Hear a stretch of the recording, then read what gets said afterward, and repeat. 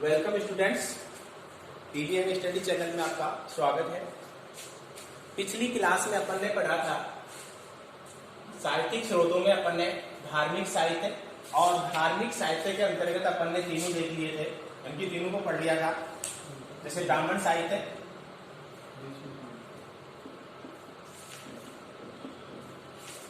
जैन या बौद्ध साहित्य और तीसरा था जैन साहित्य।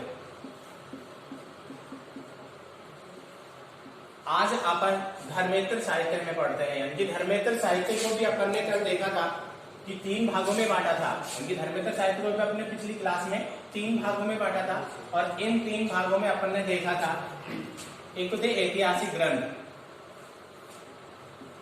ऐतिहासिक ग्रंथ।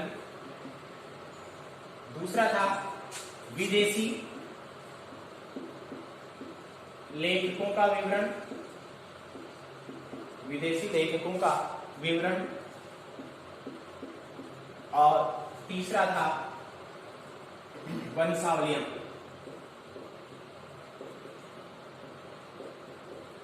तो आज अपन यानी कि ऐतिहासिक ग्रंथों के बारे में देखते हैं। ऐतिहासिक ग्रंथों में यानी कि जैसे अपन लौकिक ग्रंथ है, विशुद्ध साहित्यिक ग्रंथ है या फिर जो नाटक वगैरह हैं, उनको अपन एक साथ लेके हुए चलते हैं। तो इनमें जो अपन सबसे पहला एक ग्रंथ देखते हैं, कलहन की राजतरंगिणी। कलहन की राजतरंगिणी।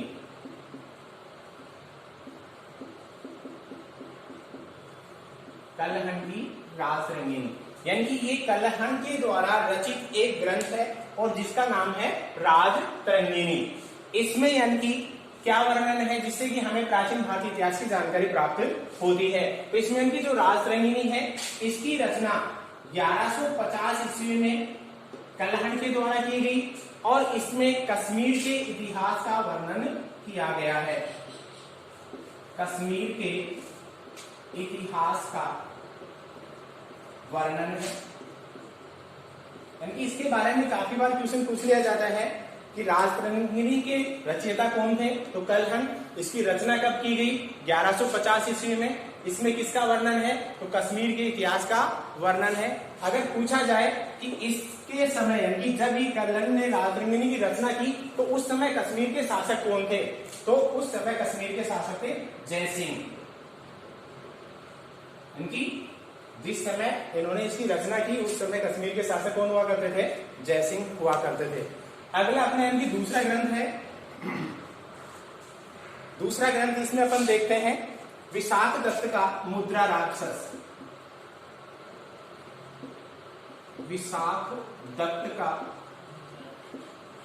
मुद्रा राक्षस।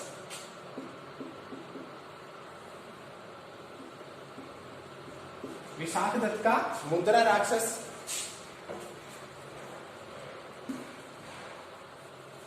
यानी कि विशाख दत्त नामक जो लेखक हैं उनके द्वारा जिस ग्रंथ की रचना की गई उसका नाम क्या था? मुद्रा राक्षस। एक मुद्रा राक्षस के बारे में काफी बार क्वेश्चन पूछ लिया जाता है कि ये एक ऐसा ग्रंथ है यानी कि एक ऐसा नाटक है जिसे हम जासूसी नाटक के नाम से भी जाना जाता है।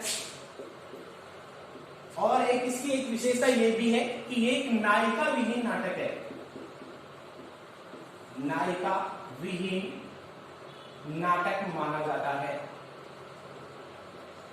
जिससे भी हमें उस समय के समाज व उस समय के समाज की परिस्थितियों की जानकारी हमें मिलती है। तीसरा है कौटिल्य।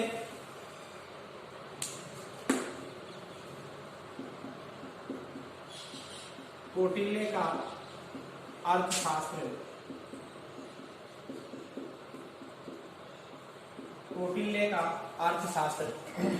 कौटिल्य के बारे में अपन सभी जानते हैं, यानी कि कौटिल्य को ही अपन चाणक्य बोलते हैं। उनकी कौटिल्य का नाम चाणक्य था या विष्णुगुप्त।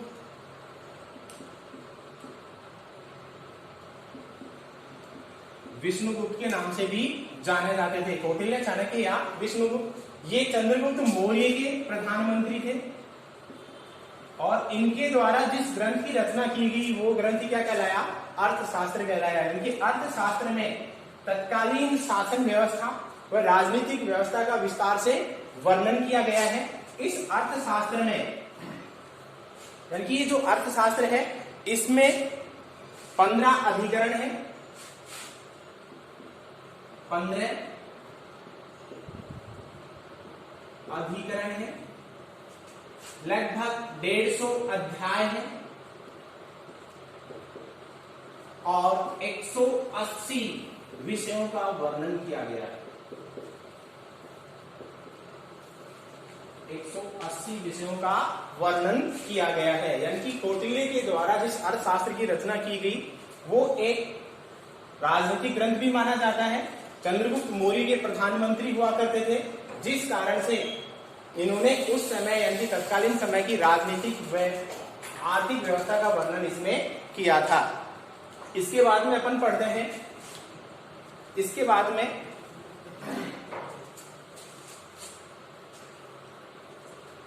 अगला ग्रंथ देखें,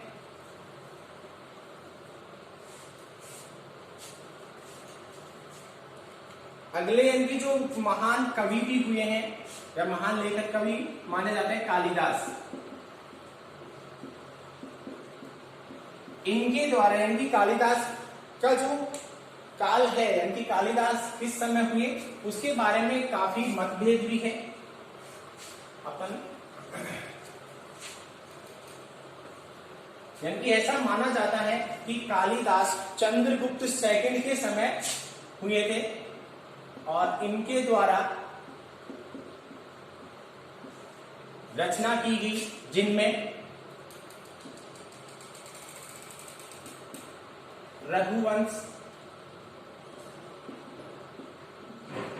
और कुमार संभव,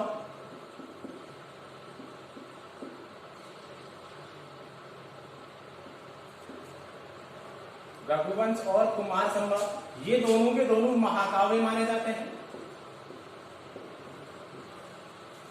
इसके बाद में ऋतु संहार,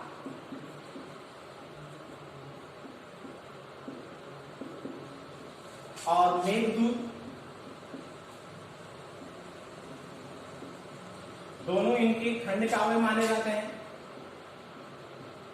खंड काव्य या अपन इसे गीति काव्य के नाम से भी जानते हैं। इसके बाद में इनके जो 3 नाटक थे, विक्रमोर्वशीय,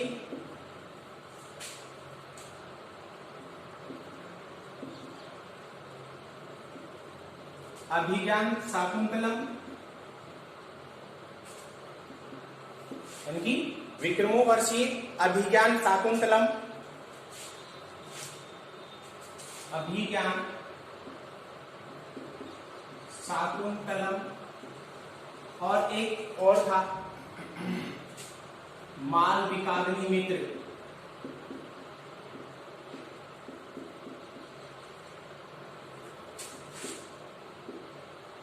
ये इनके 3 नाटक थे। यानी कालिदास का भी प्राचीन भारतीय इतिहास की जानकारी के स्रोत में महत्वपूर्ण योगदान माना जाता है।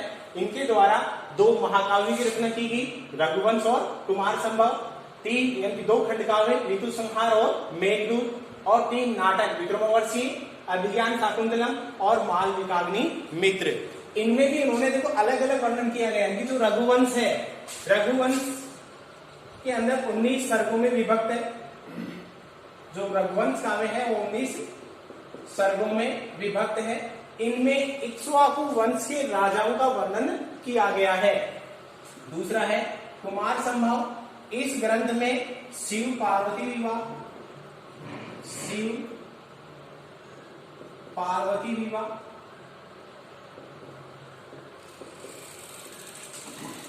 और कार्तिकेय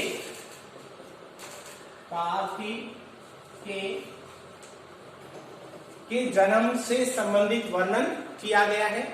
अगला इनका जो खंड काव्य है ऋतु संहार। ऋतु संहार में इन्होंने 6 ऋतुओं का वर्णन किया है।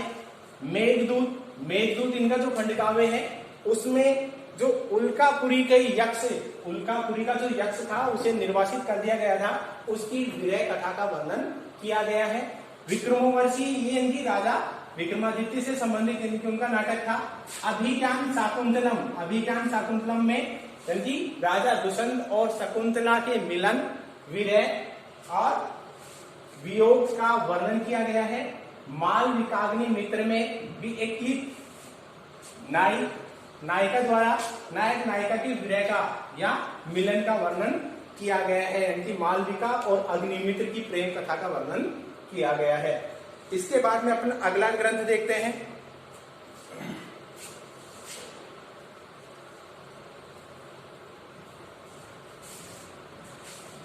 अगला ग्रंथ है विष्णु शर्मा का पंचतंत्र।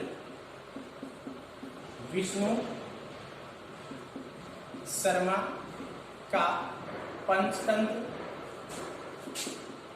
यानी कि जिसमें नीतिपरक कहानियों का वर्णन किया गया है। इनकी नीतिपरक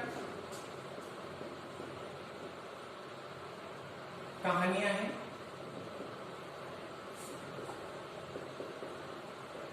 जिनसे भी हमें प्राचीन भारतीय इतिहास की जानकारी प्राप्त होती है। उसके बाद में एक विद्वान राजा हुए हर्षवर्धन,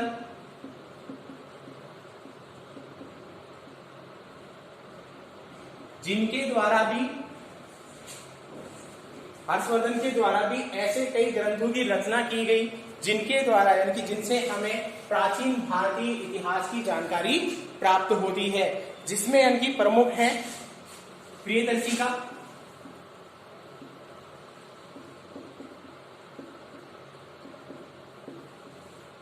रत्नावली, प्रियदर्शिका यानी कि हर्ष द्वारा रचित जो ग्रंथ है रत्नावली, प्रियदर्शिका और नागानंद, जिनसे भी हमें उस समय के समाज व राजनीतिक व्यवस्था की हमें जानकारी प्राप्त होती है। इसके बाद में अगला है जयानक की पृथ्वीराज विजय। जयानक की पृथ्वीराज विजय यानी कि एक विद्वान हुए हैं जयानक, जिन्होंने पृथ्वीराज की विजय से संबंधित एक ग्रंथ लिखा है, जिसमें उस समय यानी कि पृथ्वीराज की वीरता और साहस का वर्णन किया गया है। इसके बाद में अगला है भर्तृ यानी कि इसके बाद में अगला है भर्तृहरि, जिनके द्वारा नीति शतक नामक जो ग्रंथ लिखा गया, उसमें भी उस समय के तत्कालीन समय के बारे में ज्ञान प्राप्त होता है। इसके बाद में वैराग्य शतक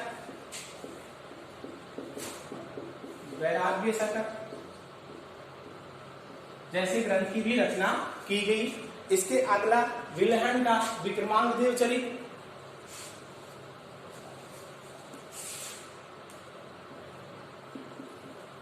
विल्हण का विक्रमांक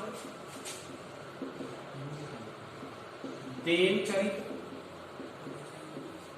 यानी कि विल्हण नामक जो विद्वान हुए उनके द्वारा जिस ग्रंथ की रचना की गई वो था विक्रमांक देव चरित, जिसमें भी हमें प्राचीन भारतीय इतिहास की जानकारी प्राप्त होती है।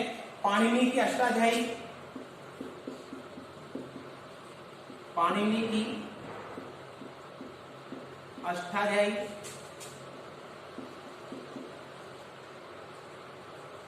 जिससे भी उस समय की भाषा संबंधी या व्याकरण संबंधी हमें ज्ञान प्राप्त होता है।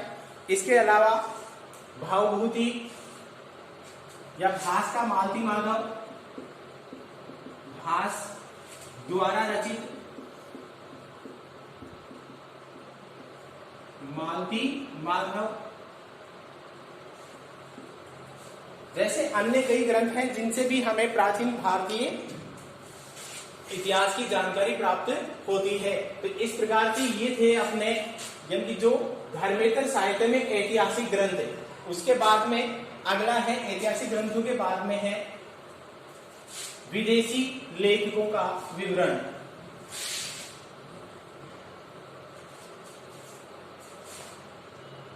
यानी कि इसको अपन साहित्यिक स्रोत में तीन थे, धार्मिक, धर्मेत्र, और धर्मेत्र को भी अपन ने 3 भागों में बांटा था, जिसमें ऐतिहासिक ग्रंथ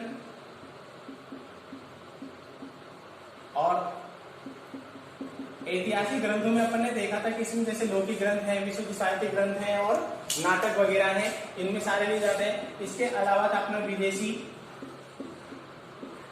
लेखकों का विवरण,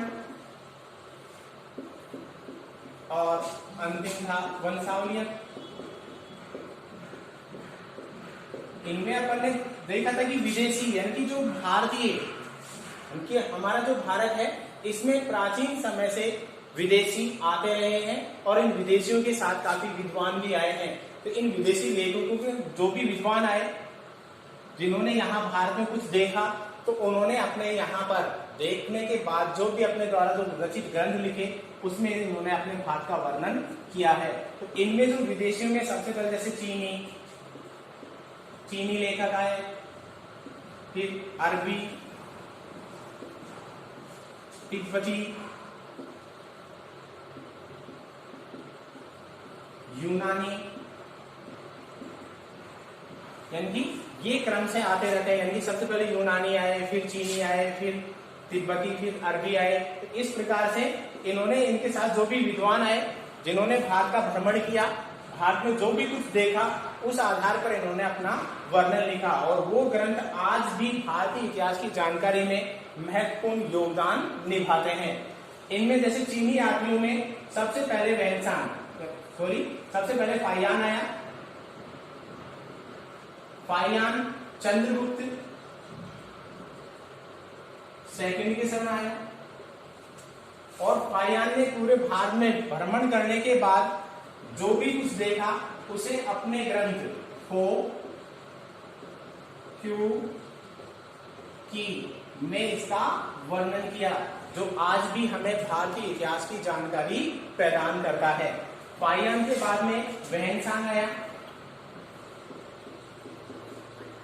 यानी कि वहनसांग हर्ष के समय भारत आया, यानी कि राजा हर्षवर्धन के समय आया, और इसने भी यानी कि भारत में भ्रमण किया, और जो भी कुछ देखा उसका वर्णन इसने अपने ग्रंथ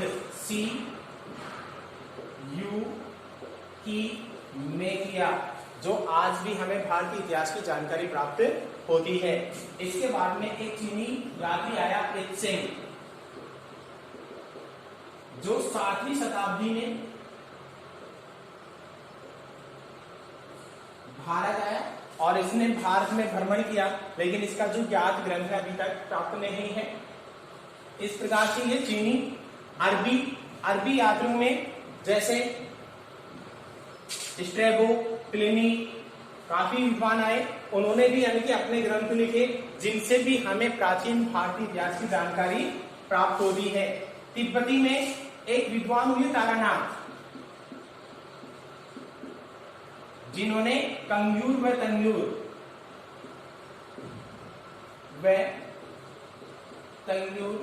नामक ग्रंथों की रचना की, जो भी हमें भारतीय इतिहास की जानकारी में हमें महत्वपूर्ण भूमिका निभाते हैं।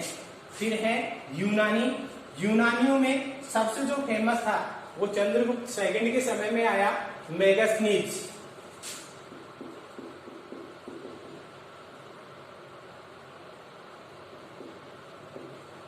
जिसके द्वारा एक ग्रंथ लिखा गया जिसका नाम था इंडिका, जिसमें इन्होंने चंद्रगुप्त सेकंड के समय में या चंद्रगुप्त द्वितीय के समय में उस समय की राजनीतिक व्यवस्था, सामाजिक व्यवस्था, आर्थिक व्यवस्था का इसमें वर्णन किया है।